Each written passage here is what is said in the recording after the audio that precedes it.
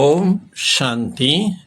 16/7/2026 வியாழக்கிழமை. வாணி தரும் வசந்தம். இனிமையான குழந்தைகளே, இது புருஷோத்தமன் ஆகுவதற்கான சங்கம யுகம். இதில் எந்த ஒரு பாவ கர்மம் செய்யக்கூடாது. தன்னை பாபாவிடம் ஒப்படைத்து விடுவது, அதாவது சம்பூர்ண ஸ்வாகா ஆகிவிடுவது என்பது அனைத்திலும் பெரிய புண்ணியமாகும்.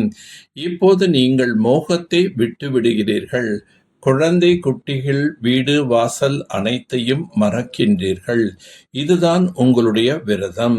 நீங்கள் இறந்தால் உலகம் இறந்து விட்டது. இப்போது நீங்கள் விகாரி சம்பந்தங்களிலிருந்து விடுபடுகிறீர்கள். தந்தை வந்துள்ளார் எனும்போது உயிருடன் இருந்து கொண்டே அவருடையவர்களாக ஏன் ஆகக்கூடாது? முதலில் நீங்கள் அசுர குடும்பத்தில் இருந்தீர்கள். இப்போது நீங்கள் ஈஸ்வரிய குடும்பத்தில் வந்துள்ளீர்கள். உயிருடன் இருக்கும் போதே ஈஸ்வரன் உங்களை தத்தெடுத்துள்ளார். அதற்கு பின்னர் சரணாகதி என்று சொல்லப்படுகின்றது. ஆத்மா தேகத்திலிருந்து தனியாக ஆகிவிடும்போது பந்தனங்கள் முடிவு பெறுகின்றது. நிர்விகாரி சம்பந்தத்தில் இருந்தோம், பிறகு விகார சம்பந்தத்தில் வந்தோம். ராமராஜ்யத்தில் தூய்மை, சுகம், சாந்தி இருந்தது. அவைகள் இப்போது இல்லை. ஆத்மாக்கள் அனைவரும் சீதைகள். ஒரு சீதையின் விஷயம் அல்ல. ஒரு அர்ஜுனன் விஷயம் கிடையாது. ஒரு திரௌபதியின் விஷயம் கிடையாது. இதுவோ அனைவரும் அர்ஜுனன் போன்றவர்கள். நீங்கள் அனைவரும் அர்ஜுனனாக, திரௌபதியாக, சீதையாக ஆத்மாக்கள் இருக்கின்றது. குழந்தைகள், நீங்கள் அறிவீர்கள், இந்த பழைய உலகம் இப்போது அழியப் போகின்றது. ஆதலால் கண்டிப்பாக இதன் மீது உங்களுக்கு வைராக்கியம் என்பது ஏற்பட வேண்டும். புருஷோத்தம மாதத்தில்தான் தான புண்ணியங்களை செய்கிறார்கள். நீங்கள் இந்த புருஷோத்தம யுகத்தில் அனைத்தும் ஸ்வாகா செய்து விடுகிறீர்கள். முழு உலகமும் முழுமையாக ஸ்வாகா ஆகுவதற்கு முன்பாக நம்மை நாம் ஏன் ஸ்வாகா செய்யக்கூடாது? ஆதலால் உங்களுக்கு எவ்வளோ புண்ணியம் கிடைக்கும். புருஷோத்தம மாதத்தில் அதிகமான கதா காலக்ஷேபங்களை கேட்பார்கள். விரதங்களை, நியமங்களை கடைபிடிப்பார்கள். உங்களுடையதோ மிக பெரிய விரதம். உங்களுக்கு வீடு, குழந்தை, குட்டிகள் இருந்தாலும் கூட மனதால் மோகத்தை விட்டுவிட்டீர்கள். நீங்கள் சவால் செய்கின்றீர்கள், நாங்கள் ராவண ராஜ்யத்தை மாற்றி ராமராஜ்யத்தை ஸ்தாபனை செய்வோம். நீங்கள் ஜெகதம்பாவின் குழந்தைகள். அனைவரின் மனதின் ஆசைகளையும் 21 பிறவிகளுக்காக நீங்கள் நிறைவேற்றுகின்றீர்கள். ஒரே ஒரு மகா மந்திரத்தினால் அனைத்து மன ஆசைகளும் 21 பிறவிகளுக்கு நிறைவேறிவிடும். என்னை மட்டும் நினைவு செய்யுங்கள், அப்போதுதான் தூய்மையாக ஆகுவீர்கள். சிவ தந்தை ஏதோ செய்துவிட்டு சென்றுள்ளார். அதனால்தான் அவருக்கு இத்தனை பூஜை முதலியவை நடைபெறுகின்றன. இப்போது நீங்கள் அறிந்து கொண்டீர்கள், ராஜ்யோகத்தை கற்பித்துவிட்டு சென்றுள்ளார். பாரதத்தை சொர்க்கமாக ஆக்கிவிட்டு சென்றுள்ளார். அந்த சொர்க்கத்தின் முதல் நம்பர் எஜமானன் அவர் ஆகுவதில்லை. எஜமானனாக ஸ்ரீ கிருஷ்ணனை ஆக்குகின்றார். உங்களுடைய நோக்கம், குறிக்கோள், இந்த படிப்பினால் நீங்கள் உலகத்தின் மகாராஜா மகாராணியாக ஆகிறீர்கள். ராஜா ராணி கூட இல்லை. ராஜா ராணி என்ற டைட்டில் திரேதா யுகத்தில் இருந்துதான் ஆரம்பம் ஆகின்றது. பாபா குழந்தைகளுக்கு எவ்வளோ நன்மை செய்கின்றார். சொர்க்கத்தின் அதிகாரியாக ஆக்குகின்றார். அனைத்து ஆத்மாக்களுக்காகவும் இது புருஷோத்தமர்களாக ஆகுவதற்கான யுகமாகும். ஜீவன் முக்தி நிலையில் இருப்பவர்கள் புருஷோத்தமர்கள் என்று சொல்லப்படுகின்றனர். ஜீவன் பந்தனத்தில் இருப்பவர்கள் புருஷோத்தமர்கள் என சொல்லப்படுவதில்லை.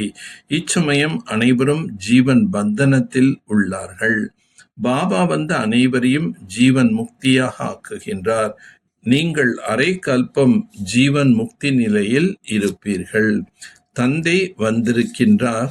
இப்பொழுது ஆத்ம ஞானத்தையும் ராஜயோகத்தையும் கற்றுக் கொடுத்து உங்களுக்கு ஜீவன் முக்தி அளிக்கின்றார். புருஷோத்தம மாதத்தில் முக்கியமாக தூய்மையாக இருப்பார்கள். உண்மையில் இந்த புருஷோத்தம யுகத்திற்கு மதிப்பு உள்ளதென்றால் உங்களுக்கு எவ்வளோ குஷி அல்லது நஷா இருக்க வேண்டும். இப்போது உங்களால் எந்த ஒரு பார்வ கர்மமும் நடைபெறக்கூடாது. ஏனென்றால் நீங்கள் புருஷோத்தமர்களாக ஆகிக் கொண்டிருக்கின்றீர்கள்.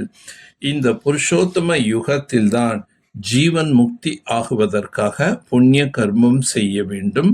தூய்மையாக அவசியம் இருக்க வேண்டும். வீடு வாசல் முதலிய அனைத்தும் இருந்தாலும் மனதால் மோகத்தை அகற்றிவிட வேண்டும். ஸ்ரீமத் படி தன்னுடைய உடல் மனம் செல்வத்தால் தெய்வீக ராஜ்யத்தை ஸ்தாபனை செய்ய வேண்டும். மற்றவர்களையும் புருஷோத்தமர்களாக ஆகுவதற்கான சேவை செய்ய வேண்டும். சக யோகத்தின் மூலம் உங்களை சகஜ யோகியாக மாற்றிக்கொள்ளக்கூடிய நிரந்தர யோகி ஆகுக. சங்கம யுகத்தில் தந்தைக்கு சக யோகியாக ஆகுவதுதான் சகஜ யோகியாக ஆகுவதற்கான வழிமுறையாகும். யாருடைய ஒவ்வொரு எண்ணம் சொல்லும் செயலும் தந்தை அல்லது தங்களுடைய தெய்வீக ராஜ்யத்தை ஸ்தாபனை செய்யும் காரியத்தில் சகயோகம் செய்வதாக இருக்கின்றதோ அவரே ஞானி ஆத்மா, யோகி ஆத்மா மற்றும் நிரந்தரமான உண்மையான சேவாதாரி என்று அழைக்கப்படுகின்றனர். மனதால் முடியாவிட்டால் உடலால், உடலால் முடியாவிட்டால் செல்வத்தால், செல்வத்தால் முடியாவிட்டால் உங்களால் எதன் மூலம் ஒத்துழைப்பு முடியுமோ அதன் மூலம் சகயோகியாக ஆகுங்கள். இதுவும் ஒரு வகையான யோகா தான். நீங்கள் தந்தைக்கு உரியவராக ஆகிவிட்ட பிறகு தந்தையும் நீங்களும் மட்டுமே. மூன்றாவது வேறு யாரும் இல்லை என்ற நிலையில் இருந்தால் இதன் மூலம் நீங்கள் நிரந்தர யோகி ஆகிவிடுகிறீர்கள். சங்கம யுகத்தில் சகித்து கொள்வது, அதாவது இறப்பது என்பது சொர்க்கத்தின் ராஜ்யத்தை பெறுவதாகும். காலத்தின் தேவைக்கு ஏற்ப உங்களுடைய மனதின் மற்றும் உறவு தொடர்புகளின் கலக்க வழக்குகள் எதுவாக இருந்தாலும் அவற்றை ஜுவாலா சுரூப நினைவின் மூலம் எரித்து சாம்பலாக்குங்கள். உங்களுக்கு ஆன்மீக ஈடுபாடு உள்ளது. இதில் பாப் தாதாவும் உங்களை தேர்ச்சி பெற செய்கின்றார். ஆதலால் இப்போது இந்த ஈடுபாடு நெருப்பு அக்னி ஸ்வரூபமாக ஆக வேண்டும்.